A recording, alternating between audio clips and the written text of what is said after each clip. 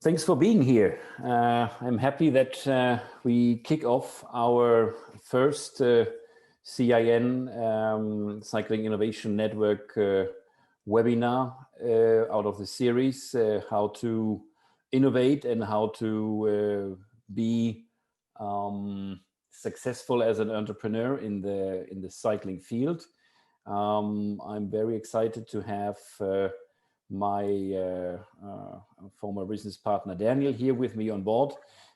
Daniel is a very, very knowledgeable person in the way of recruitment, and he will show us in a few minutes what is most important to win a team, to build a good team, to make some best practice examples. I think there will be some very, very good information for you to get. Daniel will make this as interactive as possible. And so we have here the possibility, because we are a small group, we have a possibility to immediately ask questions and not to wait until the end of the presentation with the questions. Daniel, I will give you the word. Yes. And yes, please start. Perfect. Okay. Yes. Thank you everyone for joining this meeting. I hope that you will get or gain some really valuable insights. I'm pretty sure that all of you are maybe have already been, or if not, then they will in the future be in a situation where you will have to hire people, find talented people. So I hope this information I provide is helpful for you. It's like, I would call it like like it's like a, let's call it, book of many years of professional recruitment, things I have come across, things I like that companies do really well, other things that they don't do well. So just to show you a bit what to do and what not to do, what to pay attention to in the recruitment process especially. I would suggest we would just jump right away into the presentation if you are ready. Yeah, very, very short introduction. I'm Daniel, owner and general manager of biciTALENT Recruitment, company that is, as the name suggests, specialized on recruitment in the bicycle industry.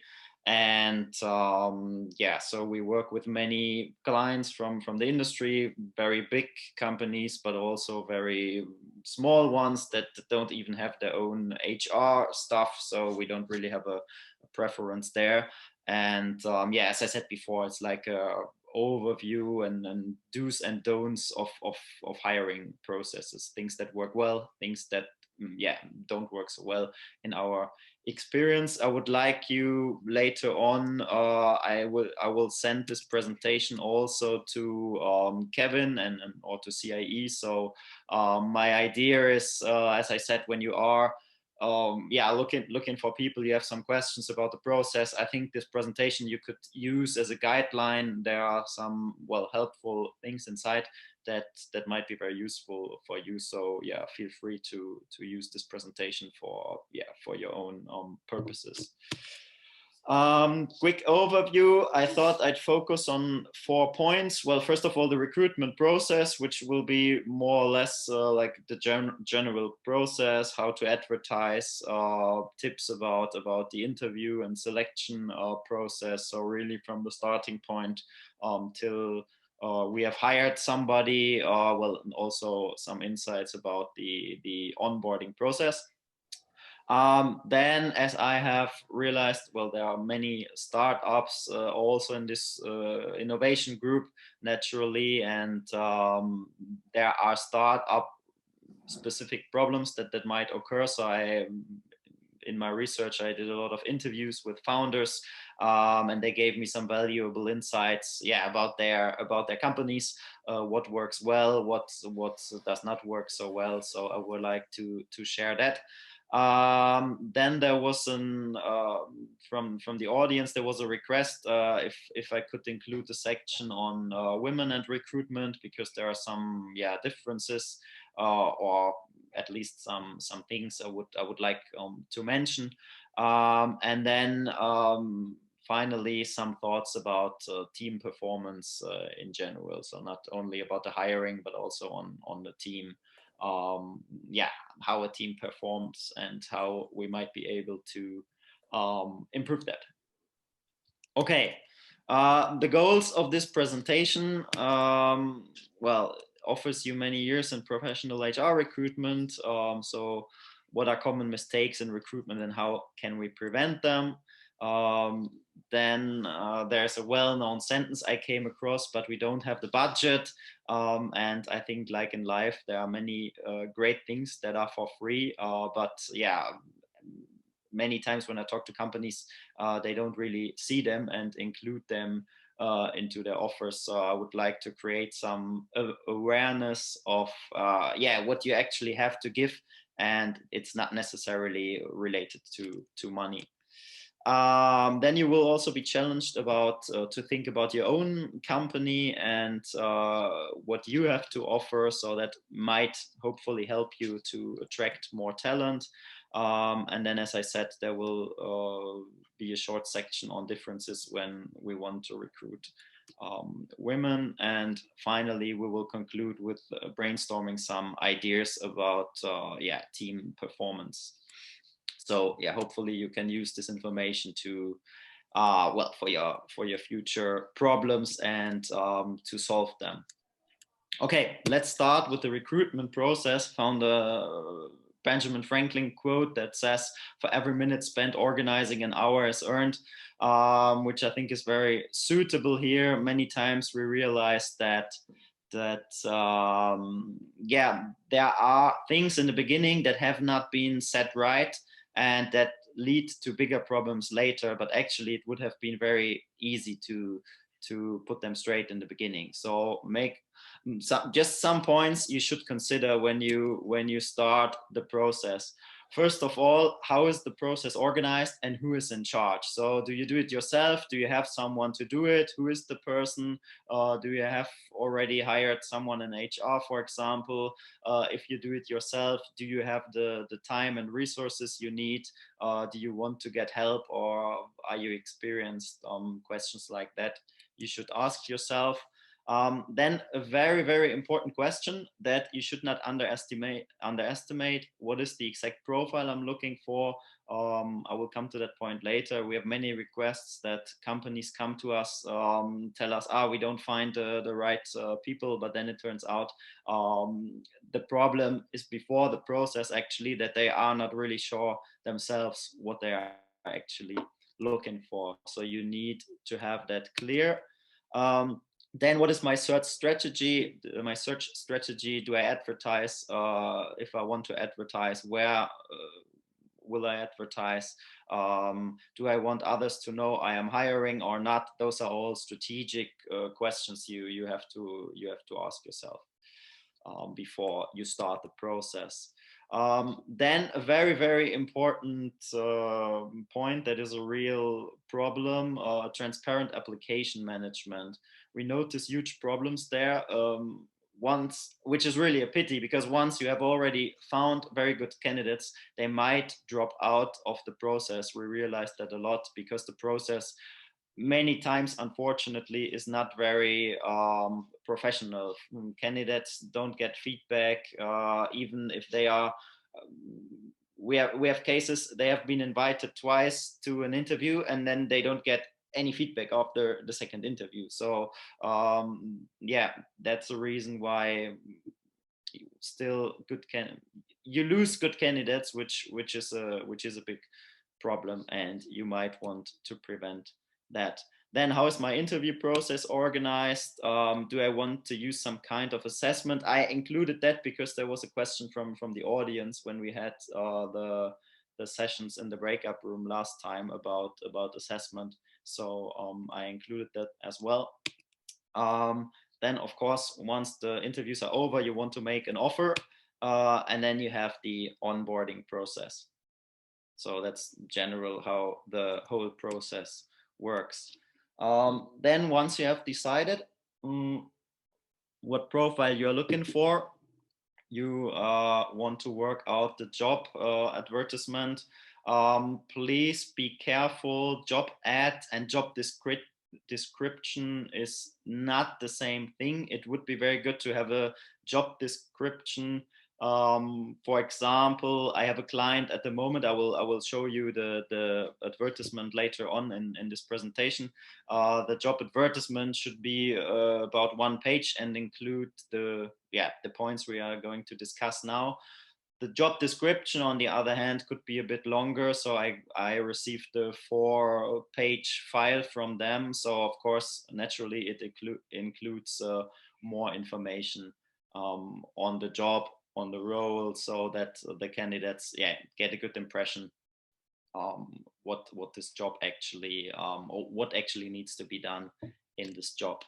Then the job ad, don't underestimate that. It's really, really important. We, with our clients and other companies we are in touch with, we experience a lot of problems, because if your job ad is not adequate, for example, you haven't chosen the right title, the right seniority level whatsoever, then it's really, really difficult to have good, or to receive good matching applicants. We always suggest that the direct superior or the HR, or one of the HR professionals, if you have one, should take care of that. The perfect scenario would, of course, if they do it together. So if, I don't know, you're looking for a sales manager, it would be good if the head of sales, who would be the direct superior in that case, would take care of that together with someone from HR, because HR might have some other important points that they want to add. Also, just this morning, I had a call. We are recruiting someone for a marketing position, and I talked to the head of marketing, but there's a direct superior in between, because this position does not report directly to the head of marketing. So I talked to the head of marketing first, but then also this morning I talked to the direct superior, which is like a team lead marketing, because I think it's always better to have more input, and so from all the people who are linked to this position. Then also, very, very important, it's not a joke, never have this done by a trainee or person who doesn't know the exact role. We had this situation once that a company called me, and it turned out that it was the trainee who called me, and they were looking for someone and couldn't fill the position. So I thought,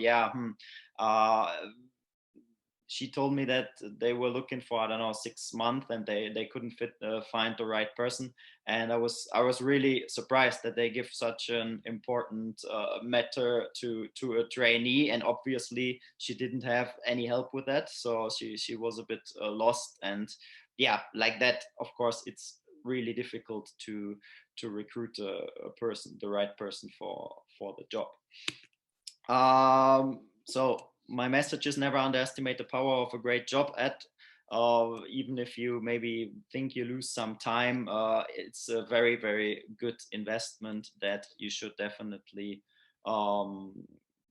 invest. And then, as I mentioned before, many companies contact us. They have problems. They advertise, and then they don't get good feedback. If you remember what I said before, sometimes very slight changes can lead to big results. So, for example, we had a situation. A company was looking for a product manager, but then when you went through the bullet points, the profile they were looking for, there were a lot of things like design, like CAD designing, and then I was wondering, I think actually this company is not looking for a product manager, they are looking for an engineer. So they got confused there, and they gave the wrong name to the position, and that was actually the reason why they couldn't find the right people. So obviously all the people that applied were maybe good product managers, but they were not up to the engineering part, which was more important in that position. So be very, very careful with the name. We will come to that. So I thought to give an overview would be a good idea. I would say that there are 7 essential steps that each job advertisement should have. If you see an asterisk like here, that means that we will discuss this point later on. So I don't want to go too much into it now. So there's the title.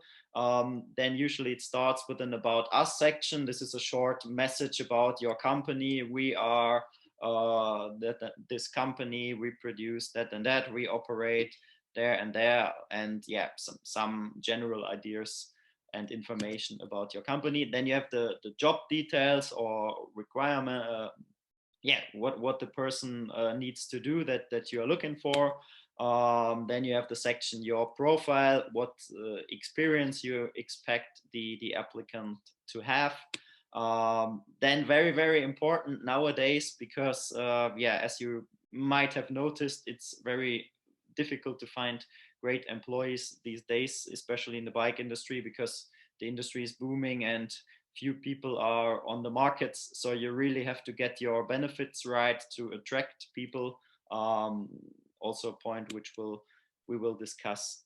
Then the contact details, of course. It sounds well, some things I should have very clear and might sound weird to you, but you don't believe what I come across almost daily. For example, I found a job advertisement from a company, and there were no contact details, so it was impossible to apply to that job. So yeah, I thought I better add it here. At least you should add an email where people can apply to. I personally like it. Some companies do it. They give a name and a phone number. So they say, okay, if you have any specific questions before you apply, then you can contact Mr. Schmidt whatsoever. Yeah, which I personally like. So you have a more personal touch to it, but you don't have to do it if you don't want it or if you don't have the manpower. Last but not least, where to advertise. This is also a point I want to discuss a bit more in detail. So my advice is use this as a guideline if you are hiring for your job advertisement. Follow those 7 steps, some of which we are having a closer look at just now. The title, as I suggested, a good and clear name that sounds interesting and makes sure applicants get an impression about what is wanted. Also, as I said before, make sure this really matches the expectations you have. So sometimes what I said, you have a title, but then the expectations, what you expect, differ from the title, which of course is not good. For example, a good precise title would be something like e-commerce manager, or for example, as we are searching at the moment as well, senior product manager bike parts. If someone sees that, he or she will already know right away, okay, this could be a position that is interesting for me, or this position is not interesting for me. Then of course, sometimes you have positions, we will come to that as well, that are not so clear. There you need to do some brainstorming, what would be the best way to find a name. Recently I've seen a title that was called e-commerce and social media manager. I couldn't really make something out of it. I thought, okay, this is probably a small company, they don't have the budget to hire 2 people, but I think those are rather, although both are online, I think they don't go too well together. So I would definitely change that. As I said, don't really go together. So my advice here would be try to find a better title, or focus on the more important one and add the rest to your profile. So for example, if you think e-commerce is the more important of the 2, then name it e-commerce manager, and then in the section where you have candidate's profile or your profile, you can add that it would be a plus to have social media skills, for example. Or another option would be you rename the title e-commerce manager with social media skills. Maybe also not the best option, but definitely much better than e-commerce and social media manager. Or you change it completely and put it something like digital specialist, e-commerce and social media. But yeah, still I think the best way would be to choose one and then to add the rest into the requirements. So to have it very clear, yeah, and not give, because also if you imagine the applicant might yeah, think, what does this company want? Maybe they don't even know themselves, so that could really be a problem that people don't apply. Then also a very, very important point is the seniority level. So now we have e-commerce manager. Of course, you could also call this position, you could add any prefix like junior or senior or head of or director or assistant, anything you want. And the difference, don't underestimate the difference. At the moment we have a client, we are looking for senior product managers, and in the call I asked them, why do you want to call them senior product manager and not just product manager? And they said, yeah, we think then they have more experience. And then they asked me, what do you think is the main difference between a product manager and a senior product manager? And I said, honestly, I think it's 10,000 euros. So that's probably the main difference, because in the job, in the requirements, they were looking for, when you read through it, they are looking for someone with at least 3 years of experience in the bike industry. And for me, this is not really a senior. But yeah, still they want to go with that name. But as I said, then you have to calculate with a higher budget. And really, I think the difference is about 10,000 euros. So of course, you could name the person junior. Then you will rather go for cheaper. If you are on a low budget, cheaper applicants, but don't underestimate that the title, or let's call it prefix, or whatever you might call it, subtitle, seniority level is really, really important, and really yeah, gives the way what kind of people will apply. Of course, if you name it junior, you still have some seniors that apply, and the other way around. But I think it's much more centered. So if you are looking for a generalist, I would rather leave that open and just call it e-commerce manager. And then you can still put in your requirements 1 year, 3 years, 5 years, 10 years of experience, whatever you think is needed. Are there any questions about the job titles? Okay, then the next point, your benefits. As I said before, benefits, in my view, get more and more important. Really, a lot of companies struggle, even very, very big, famous companies that you all know, you won't believe. Sometimes they don't get any applications. So it's really a big hassle nowadays. So you really have to have your benefits straight. Also be aware, benefits you offer should be real ones. I have two examples how not to do it. First of all, I found a job advertisement. There was nothing, so it said benefits, and then there was nothing, not even one word. And then I thought, okay, what normal person wants to work for a company like that? Maybe it was a mistake and they just forgot. But yeah, then on the other side, it was even in a job portal where you pay like 300 euros to advertise. So if you pay the money, then you really should have your ad yeah, well done. Then also the benefit you offer should be a real benefit. A salary, in my view, is not a benefit, but it's something the person expects.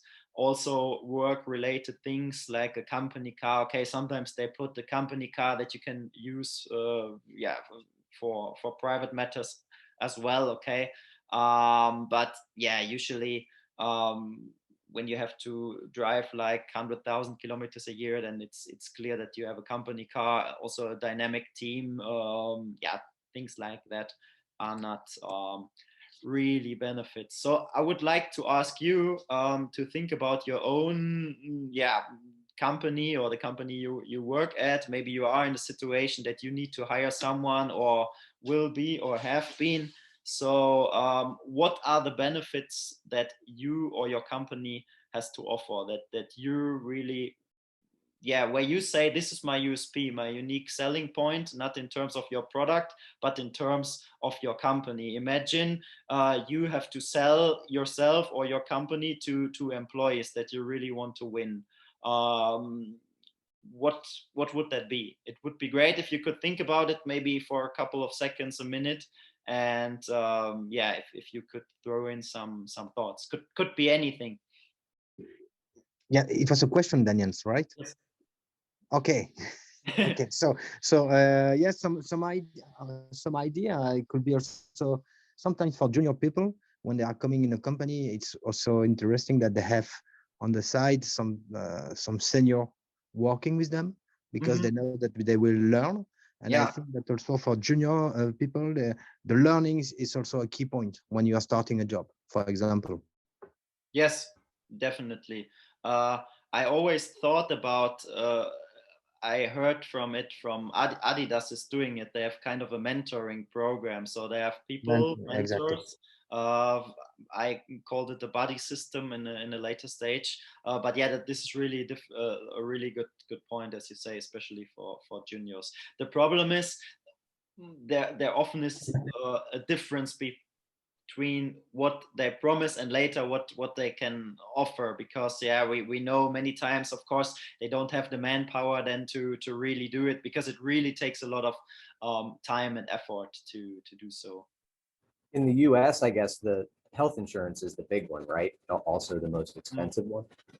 Yeah, probably. Yeah, exactly. So of course it depends a lot on the region where you are. Like in Germany, it's mandatory that the company pays for it.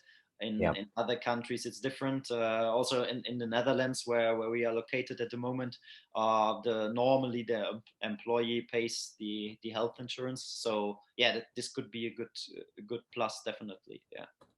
And a bicycle transportation allowance. I like that. Yeah, could be I think when you are, for example, a bike manufacturer, it should be very easy to give a free bike to your your employees, something like that. Is there anyone else? Because if not, then I'll just go on with some ideas that I have.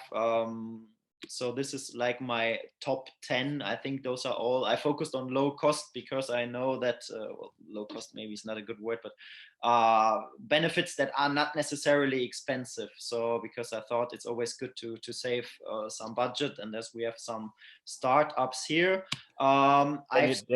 Daniel, one addition. Irene in the chat have been putting part of free healthcare to put free coffee also as well. So this is oftentimes, I guess, also seen free coffee or fruit or healthy thing. So in general, food and drinks. Of course, you don't have to. I remember funny story. One applicant, he was in the range of about 60,000 euros, and he applied for a job, and then they invited him to the interview. They didn't say anything about the salary they wanted to offer, and then after the interviews went very well, they said, okay, we offer you 38K, and he said, but now I have 60K, and I mentioned it in the application, and then the company said, but here you also have free water. Be careful with those benefits. I've seen that recently. I really liked it. Work-life balance is important to us, so we only work 38 hours and not 40.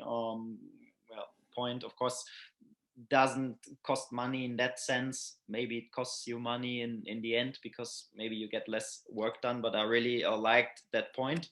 Then you could think about extra days off, like more holiday. Was the same company. They offer, I think, 30 days of holiday, whereas the usual is 25. Then, as much as possible, home office and remote work could always be a plus, where as possible. Flexible working hours, if possible. Of course, I understand that not all the points are suitable for each job. Then in the advertisement I show you later on, they offer a free and healthy lunch. They also advertise it like that. So addition to the coffee and the water, like a whole lunch. Also, they are very flexible. They say you can come to the office or you can work from home. If you come to the office, you have a free lunch. If but also you can work from home, fine for us. Then special conditions to buy the products you produce, or maybe free items. Then things like pension funds. I think healthcare would go into the direction that Brian, into the same direction that you mentioned, or other financial benefits might be cheap or a good way depending on the country where you are located. Then team events or other activities also are good for the team spirit. Then a free bike, if you have access to it. Bike leasing is a very, very good and effective way, not only to make employees happy, but also to make them stay. We noticed that it's definitely a point they consider when you ask them if they are open to a new job, that they say, here I have so many great benefits. Also, I have this bike I can keep for 3 years, and they get a new one. So it's a win-win, I would say. Then of course this is a big thing, and some companies have it, their own kindergarten. We come to that point later. Great way to win single parents and to make them stay in your company. I understand that it's of course not easily installed, but maybe there are ways not to have your own, but to find some kind of cooperation. We come to that point later on. This is a very interesting thing. As I said, especially for single parents or parents that come from their, especially women that come from their maternity leaves. Definitely a big plus to win great employees, and also to have them on board for a longer time. Then where to advertise? Of course, it can cost money, or you could also advertise for free. Great platforms for free are, of course, your own website. Then also don't underestimate the power of LinkedIn. There are two options. You can either post a job and pay for it, but also you can just like normally share it in your own comment field. We get a lot of good responses from LinkedIn. So if you post a job, ask people to share it, comment on it. You can also tag maybe coworkers, then their contacts see it as well. You can use hashtags. Just checked, hiring and careers are like the two most most important one, obviously, that most people use when they search for jobs. So all good things that don't cost any money. Also, this doesn't cost any money, but and also LinkedIn post you can do in 1 minute maybe. So it's easy and doesn't cost anything. Build up community on social media such as Instagram, Facebook, etc. Of course, needs some more time. You will probably need someone to do it for you, but then the posts themselves are for free, and we, for example, we get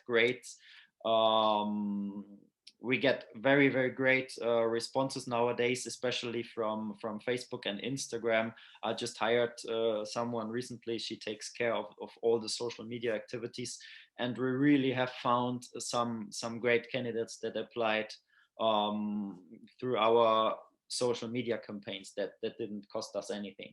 Of course, you have to pay the person who does that, but in that sense, it's for free. Then if you want to put paid job ads, you should choose carefully where to advertise. Of course, this now is really difficult to recommend because I understand there are different portals in each country.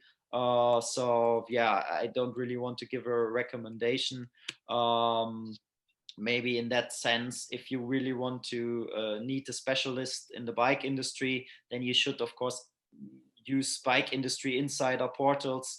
If you are looking for someone in finance or IT or software, whatever, my recommendation would be that there are probably better options than to look for someone in the bike industry. So then probably there's a, I don't know, software engineer, IT, financial portals where it would be probably better to advertise. Okay, then just a quick, I think it doesn't work. What I told you before, we have this, just to show you, I don't want to because time is running away. Basically the points that we discussed, so the title, technical sales and education specialist. So also what I said too, things maybe not the greatest, but both is about, shows that it's very technical. So we need someone here who has a very, very good technical understanding, experience in sales and dealer and OEM trainings. Then this, of course, we normally don't mention the name of our client, we just say our client. So this about us section in your case would look a bit different. Then I haven't mentioned that before. It's a plus. You don't have to add it, but you can if you want, like mission or mission of the role, to give a bit more detailed information about what kind of person you are looking for. You can add it if you want, but it's not like a must. Here you see that your tasks, the requirements, what it could also be called, there are not a lot, just 4 bullet points, but this is also due to the fact that we have the text combined there. Then we have your profile, 5 years plus experience in the bike industry, proven experience, and so on. As I said, I don't want to go through this all. Then your benefits, because we just talked about that, a very good, so not a salary, but a very good salary, that again then would be a plus. And I know that for this position it is a really good salary package, plus you also get a bonus. You get a free bike, you get, as I said, a beautiful office and a free and healthy lunch every day, in case you want to work in the office, but you don't have to. International team, bicycle enthusiast experts, regular team events, and a lot of growth potential. Then you have the contact details. So I always give my email and my name, and maybe something nice like looking forward to hearing from you, or whatever you want. And also I would suggest that you tell people what you need with their application. So you can, for example, I put earliest starting date and annual gross salary expectation. Of course, you can add anything you want. If you want references, motivation letter, whatsoever. I think it's best to keep it simple, to first get only the CV, and of course those information on the salary and the starting date. And then if you think, okay, this could be a match, then you can still contact the person and ask them to send over further information, maybe a motivational letter. One thing that I forgot in the About You section, so at the very beginning, we always add where the position is located. So we added Netherlands, which is of course not very exact. Of course, when your company is located in Amsterdam, you of course then put in Amsterdam. And then also important information if you want to offer remote work or not. So you should also add that. You can check it later on your own, just to that you see how it should look like. One question, Daniel. Do you so you don't put a dollar amount on this ad that you're talking about in terms Sorry? of compensation? You don't put a dollar amount. You don't put a compensation dollar amount on this. That's to be negotiated later. You just keep that open ended at this stage. You mean if I put the salary that we offer? Correct. That depends on the country. So I know that there are some countries where it's yeah, according to the law, you are obliged to do it, and there are others where you don't. For example, in Germany and the Netherlands, where this client is located, you are not obliged to do it. So we usually don't put it. But if you're legally bound to do it, then yeah, of course you have to do it. So that's why I put that applicants should send it through. So yeah, that you get a good feeling. If someone is way over budget, then yeah, you probably don't want to go on with that candidate. Same can go for the other direction. If someone is way under budget, he or she might not be up to it. So then, of course, you yeah, should check if the person really meets your requirements. Okay, now I don't know if I can go back to do it like that. Also, later when you check the presentation, you will find the link, so you can read it for yourself. I think we are running a bit out of time, so I try to speed it up a bit. So I think, as I said, the most important thing is to have a good job advertisement, and also to have the process clear, thought over, who is responsible for what. The communication with the applicants is essential. As I said, many people drop out of the process. I heard a story. Very good salesman told me that he applied for a job and he was the perfect candidate, and he never heard back from them. And then he called them to ask what's happening, and they lost his application. So yeah, things you don't believe, but they still happen. So I thought, okay, imagine this person, he would not have called them, so then they would have lost their best match. So you really should have this clear.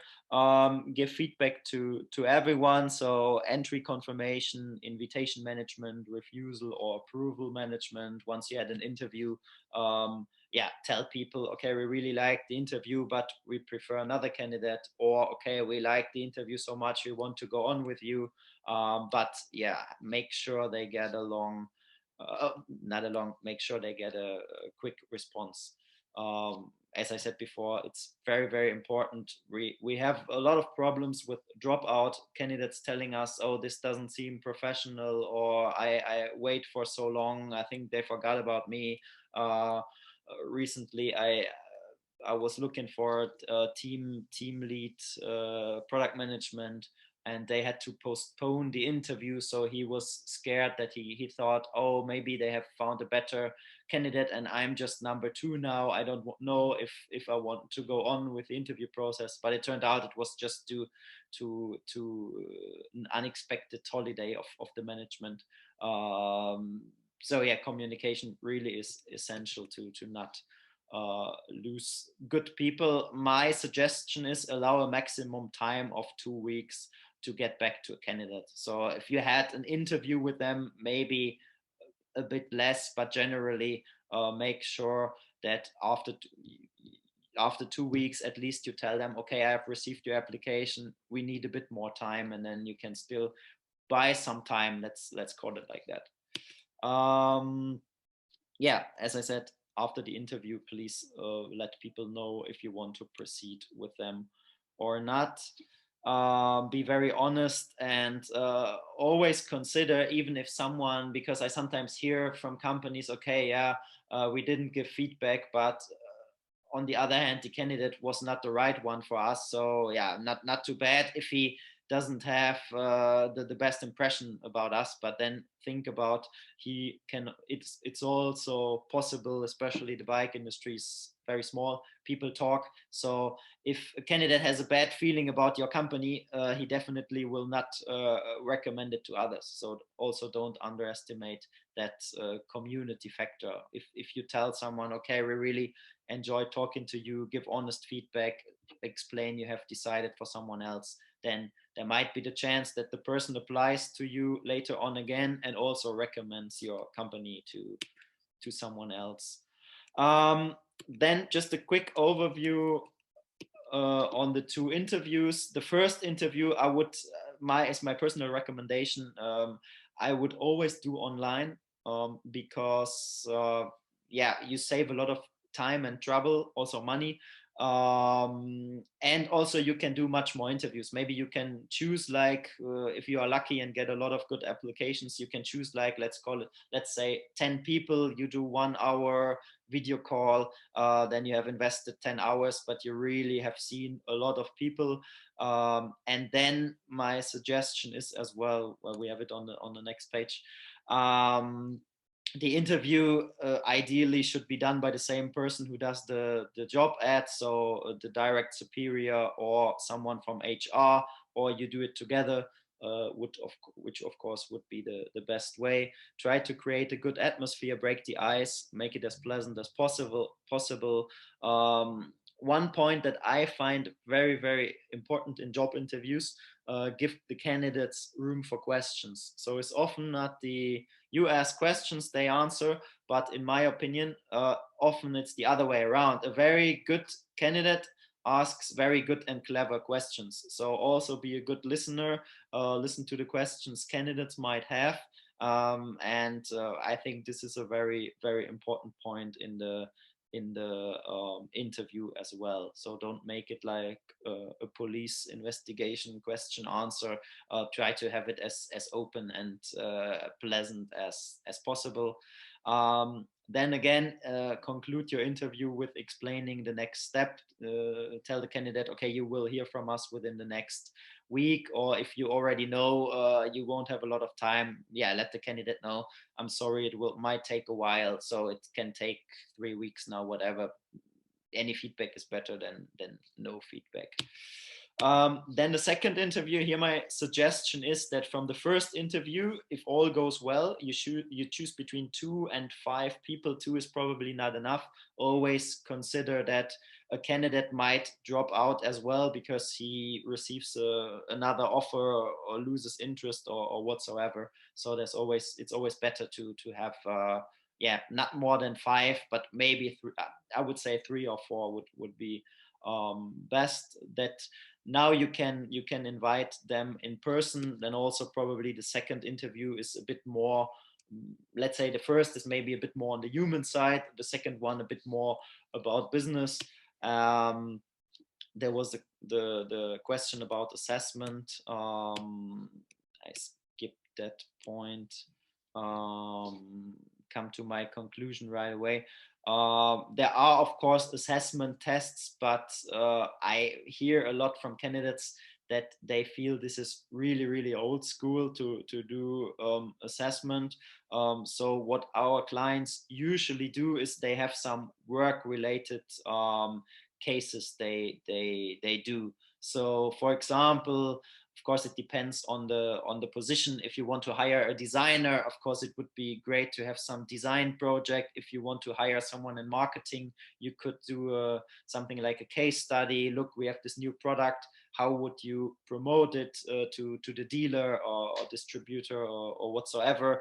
If recently we hired a European sales manager for a battery manufacturer, and they wanted the case because it's a new player, so they wanted the case study. Okay, how would you place our product in the bike market? So yeah, I would choose anything that is really related to what the person has to do later on.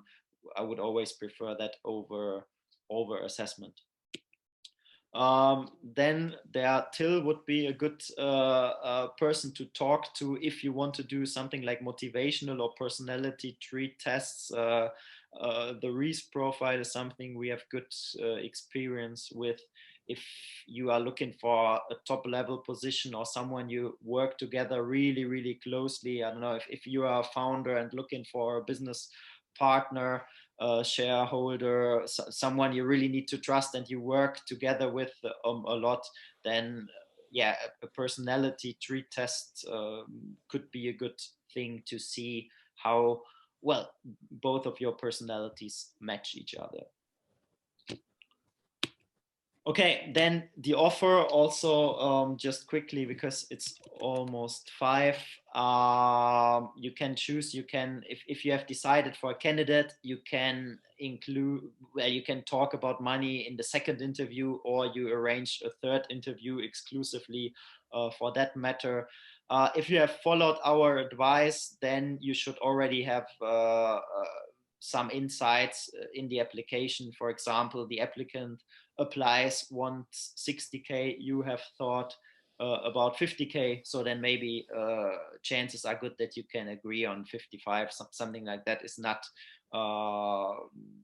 something that is a no-go. So you could postpone it and talk about money then at a later stage. Sometimes the question comes or pops up, let's say it like that, and then of course you should have an answer there. But I think if you already know about the gross salary, the expectation more or less, it's not an issue that is too important. Don't be afraid. I know that the budget always is a big issue, but if it's not a lot, that, let's say the candidate wants 62, you thought about 60, maybe it's better to pay the 62 and then to negotiate and to lose a good candidate and think about the process. If you had to start it all over again, it would be much more, the cost would be much higher. Also, I would like to share some ideas how you might be able to save some money. If the position allows it, you could work with a bonus. So imagine the candidate wants 50K. So you could maybe agree on 40K plus 15 to 20 bonus. So in the end, the candidate gets more money than he actually wanted.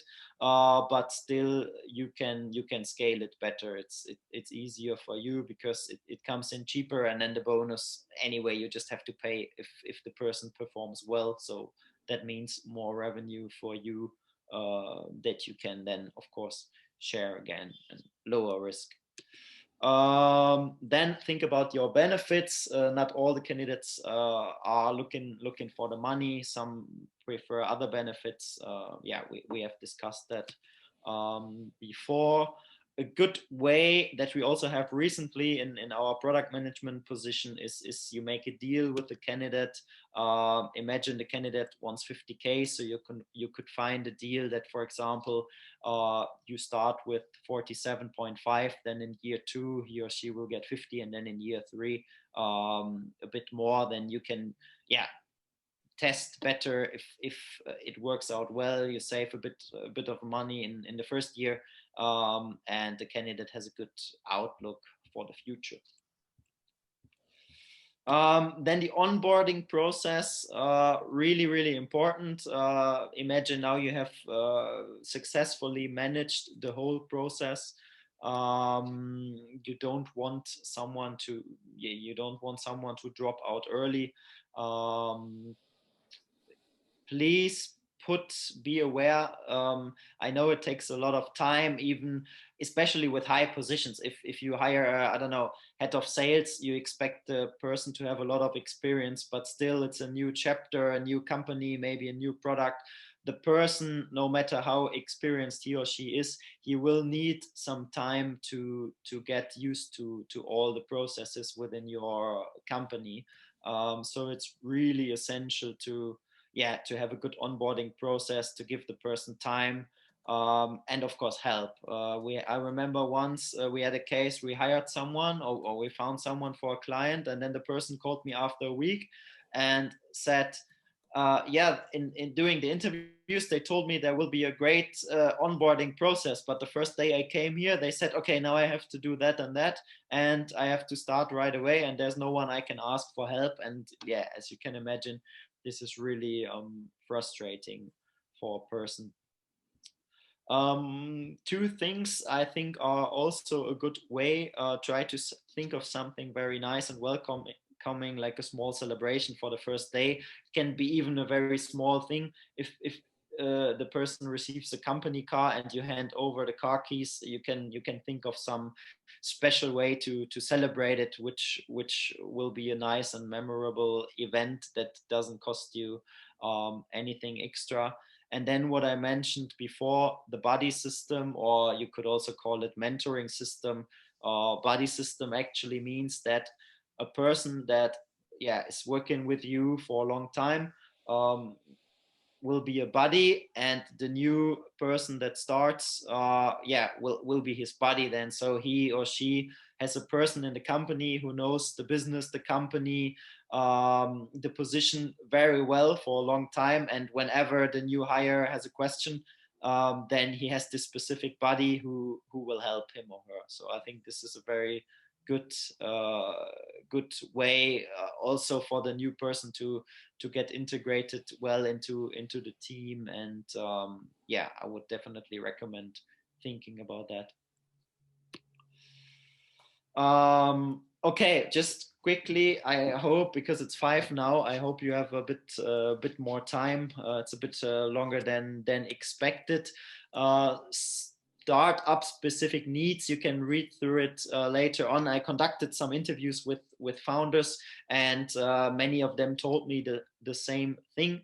First of all, we can't compete with established companies due to our budget, so it's difficult to find good people. So my advice, focus on what you have, not on what you don't have.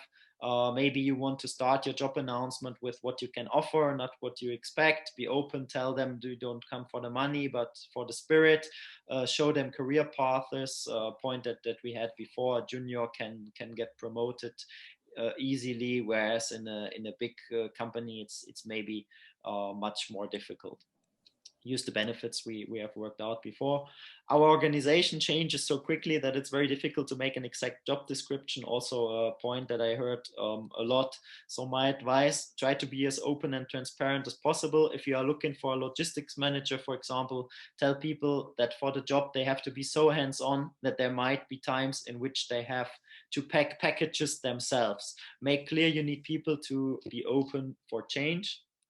So that would be definitely a thing you would want to need in your startup.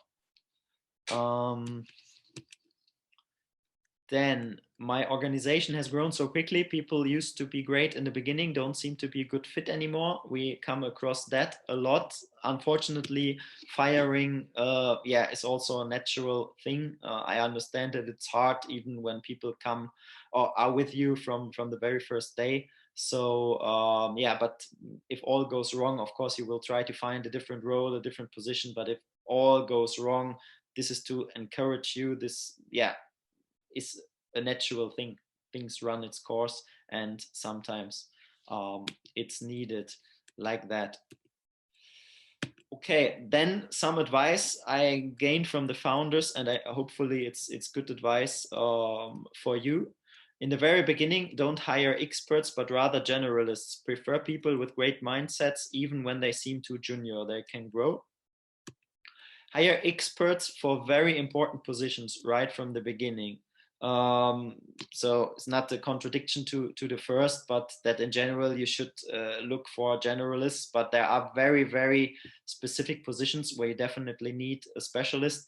And many founders told me that the best thing they had done was to hire a finance manager, because they told me it saved me so much trouble and sleepless nights once I had found a finance manager that I could trust and that I knew has our financial situation, knows our situation, always has a solution, takes care of that. So really saves you a lot of pain. Then don't spend money on people who spend money. Marketing was addressed explicitly. I remember that in our launch, we had the interview with Stan Day from SRAM. He mentioned exactly the same thing. Do it yourself as much as possible. Focus on product and sales. Do as much as possible. And if you hire people that improve your product or your sales funnel. A very good advice, I think, is if your organization, for example, if you are a bike manufacturer and you think you will grow very, very quickly, you will need a lot of people, you should really consider hiring someone on the HR side from the very beginning. As you have seen, it's a quite long and time intense process to hire people. So imagine you hire, I don't know, 30 people in 1 year. It is really a lot of work, and it would be a good idea to hire someone. Could even be someone part-time or freelancer. Doesn't cost you too much money, but really is priceless, I would say. Really a definite recommendation. Okay, then also what I heard, give or offer company shares to the most important people in your organization, so that you make sure they stay with you and they grow with you. Try to agree on mutual goals, so that there's no stress, contradictions whatsoever, that people share the same goal and follow the same goal. Unfortunately, firing people is a natural thing. And then finally, last but not least, one very important advice, in case you plan to sell the company one day. I heard that it's very difficult if people associate the company with you in person, not with your product. So try to put the product and the brand in the spotlight, not yourself. Act as much as possible in the background, so that the product is not directly associated with you, because otherwise it will be impossible to sell the company.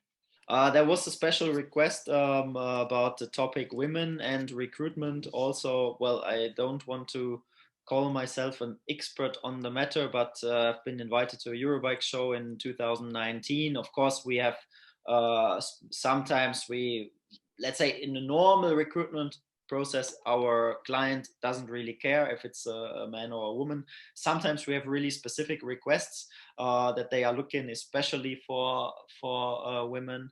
And for example, when we have a team and there are we had this situation once, 10 people, or 9 men and 1 woman, and then the team lead said, "Oh, I definitely need another woman, because I feel she is very, very lost, and it would be much better for her to have another woman in the team." So there are specific needs sometimes clients have. So yeah, we know that this is an important matter. Of course, in all the processes, we talk to a lot of women, and we feel that there are different needs when addressing when recruiting women, and there are some that I like to share with you, some insights. It's not, please don't get the wrong idea, it's not stereotypes, it's just things that I realized during different search projects. So it's like a real, let's call it real life examples. First of all, why should you hire women at all? If you look at it from a business side, more and more companies recognize women as a big group. It's huge business potential. If you cycle, my personal feeling, maybe during the last years, the women, there's a big boom in female cycling, whether it's in professional cycling, in amateur cycling, in commuting. I see a lot of women, big group rides. There are special women group rides, 20-30 women. There are special women training camps. So it really is a huge potential for the bicycle industry, I think. And not so many companies, I feel, have seen and recognized this huge sales potential there is. So it's maybe a weird saying, but it seemed to me that until recently, manufacturers said, we just make it a number smaller and paint it pink, and then we have ready our female product. And of course, this is not how it works. Interestingly, for example, this morning, I can tell you the name of the company, because they also advertise with our name. It's the company Abius. They have the locks and the helmets. They sponsor, for example, Movistar and Mathieu van der Poel at the moment. And then they told me a very interesting thing about their helmet. I didn't know. They have a special thing that they call ponytail hole. It's like where the helm is locked in at the back of your head. they have a special installation. Well, the ponytail hole, this is especially designed by a woman. And the idea is because women often have longer hair, so that they can, and usually when they ride the bike and put the helmet, they make a ponytail.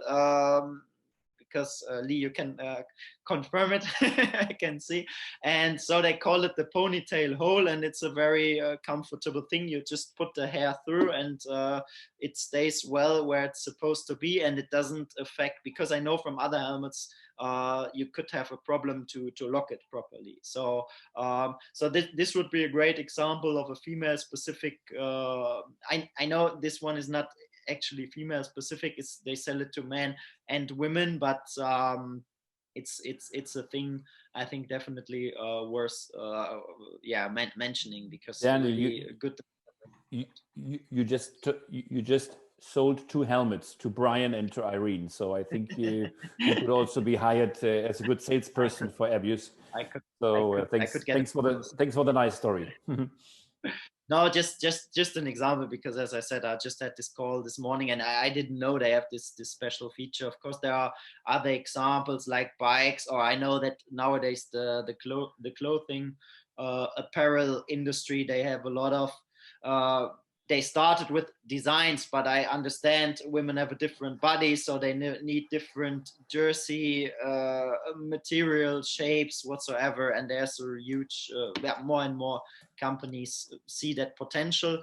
And of course, it's obvious that a woman obviously knows better what a woman needs. For example, I wouldn't have thought of that ponytail idea. Also, the marketing manager who told me about that, he didn't have any hair, so I think he probably this idea probably never crossed his mind neither. So yes, as you see, huge potential that you should not neglect. Then also additionally to that, several studies conclude that diverse teams are more successful than others. I personally think a greater variety in your team might lead to new ideas, as you have seen in the helmet example, better team spirit, and so on. I already told that story. We sometimes get very specific recruitment requests. Of course, you cannot put it into a job advert that you cannot say, okay, this women is only here we specifically are looking for women because of discrimination issues. But of course, if we have a search project, we can of course then better consider what person we are talking to. So that leads us to the central question: how can we attract more women for our teams? Because it's a big problem in the bike industry that it's really male dominated, we often have the problem, okay, the client prefers a woman, but what can we do? There are very few women. So it's not a stereotype, but the fact, because for me, just the fact that there are much more men than women in the industry, and therefore it's very difficult to find them. Some tips and advice I would like to share. It's always, in every search we do, always we talk to women that have the same problem. They had a baby recently and they want to come back to work, but they cannot work full time, but there are no options for part-time work. So this is really a huge problem. And I think if you could think of a way to find a way where someone could work part-time, even you could hire 2 people maybe for one position. This would really be a good thing to first find a woman, and second to really of course you also have a much bigger choice of eligible candidates. So you should, in my view, really consider that. Also, of course, it's not only the working hours, be as flexible as possible. If you can offer remote work and flexible hours, do so. All, of course, If you have small children, it's much easier, of course. Okay, then also one thing that is not a stereotype I want to make clear. It's my personal feeling when I talk to candidates, that women tend to be many times not. I don't want to say they're not interested in the money, but it's my personal feeling that they prefer other points that are important to them. So yeah, you don't necessarily need a great budget. As I said before, why don't you consider to hire 2 people instead of 1, and then you could offer like 2 part-time positions. Maybe it needs a bit more consideration, planning, but I'm sure it's all manageable, and I'm really sure you could find great employees that way. Then from many women that work in the industry, I asked them what is important for you when you're looking for a job, and then it's many times the same answers. Companies must be modern and flexible, teams should be diverse, employee appreciation should be high. Of course, these are all points for men as well, but I think that for women, those points many times are more important than factors like money or a company car. Interestingly, when a company car is involved, many men ask me, what do you know what kind of car I will get with that company? And interestingly, a woman never asked me that question. So really, you see there are really different different ways to consider.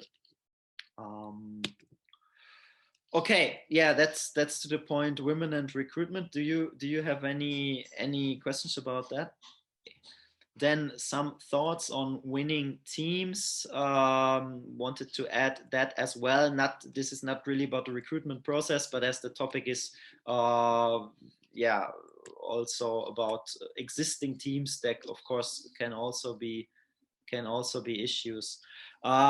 So I was wondering, what ways are there to motivate a team? Just take away the answer due to the time. Some of our thoughts I would like to share. We noticed that more and more companies tend to go away from the individual bonus and rather install a team bonus. I think 100% team bonus also is maybe not the right way. So maybe it would be a good idea to find something in between, like you get a bonus of 10K, then 5K is your personal, when you reach your personal, let's call it sales goals, and the other half is if the team reaches the goals. So I think this would be a great way. As I said, I don't like it so much when there's only a team bonus. This could also lead to problems that you don't want to have. So I would really recommend 50-50 thinking. Then you can think about, doesn't cost you a lot to give an extra day off. For example, if a team, maybe for a whole team or people in the team, up to you. If there are really special achievements, really high, if you have set a really high goal, could be really interesting thing, even sometimes much more appreciated than money. Then generally, always a good way, activities that involve community, of course, to have lunch together, bike rides together. I know one of our clients, bike manufacturer, but parts. They have a big community of riders, and in the winter they offer that they have a longer lunch break, let's say 2 hours, and they go for a bike ride all together, or everyone who wants to join, and then they work a bit longer in the afternoon. So because they say, okay, in the afternoon it's dark and more difficult and not so great to ride, so we want to have our employees follow their passion. They can meet regularly, I don't know, twice a week, and then we have this ride, and yeah, also something that doesn't cost you anything. You can yeah, the missing hours, they can work later, or you will find a solution.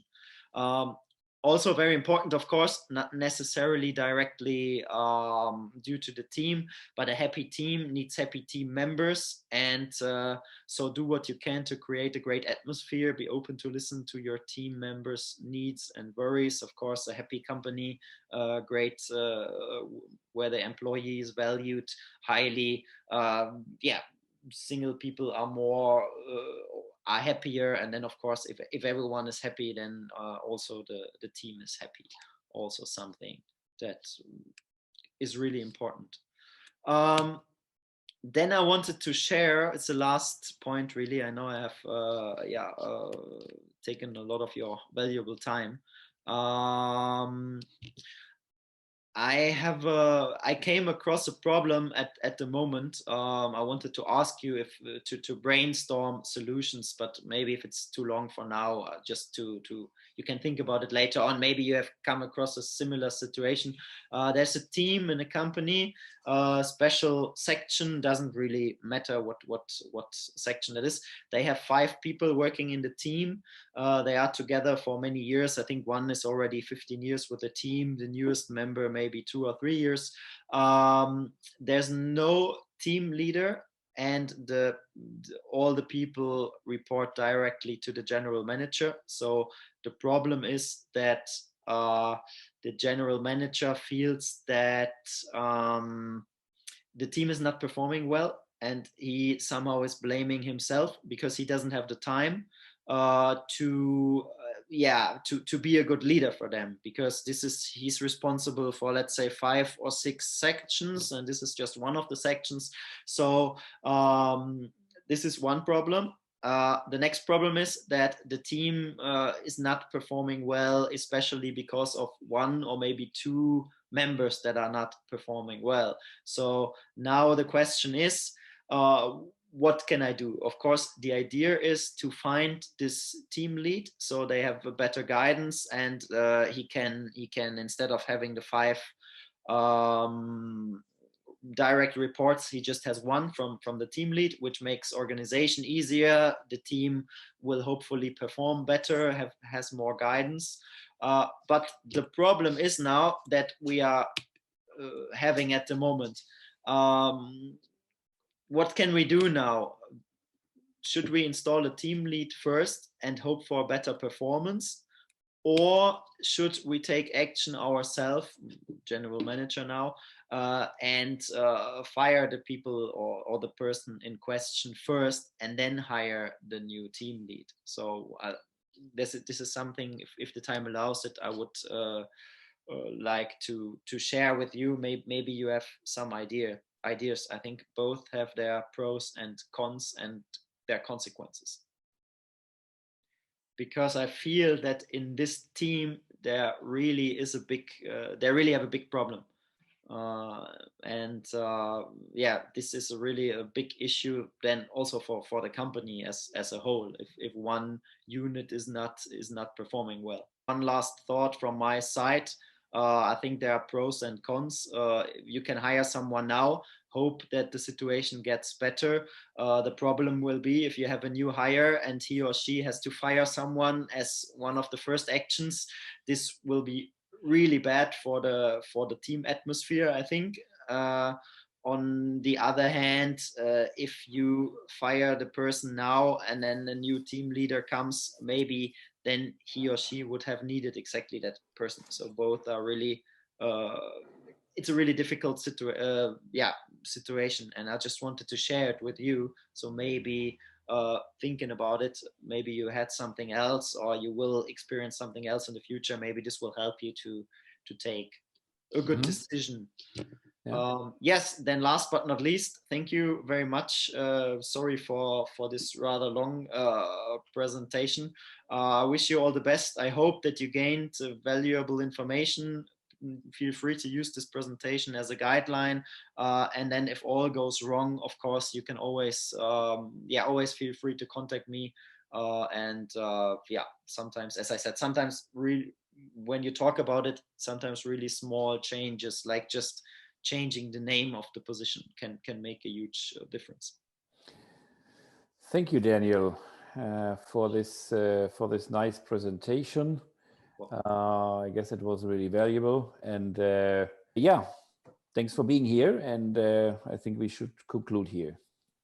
Yes, Thank you very much. Thank you so much. Thank you very much. Thank you. Take Bye-bye. care. Bye. Bye.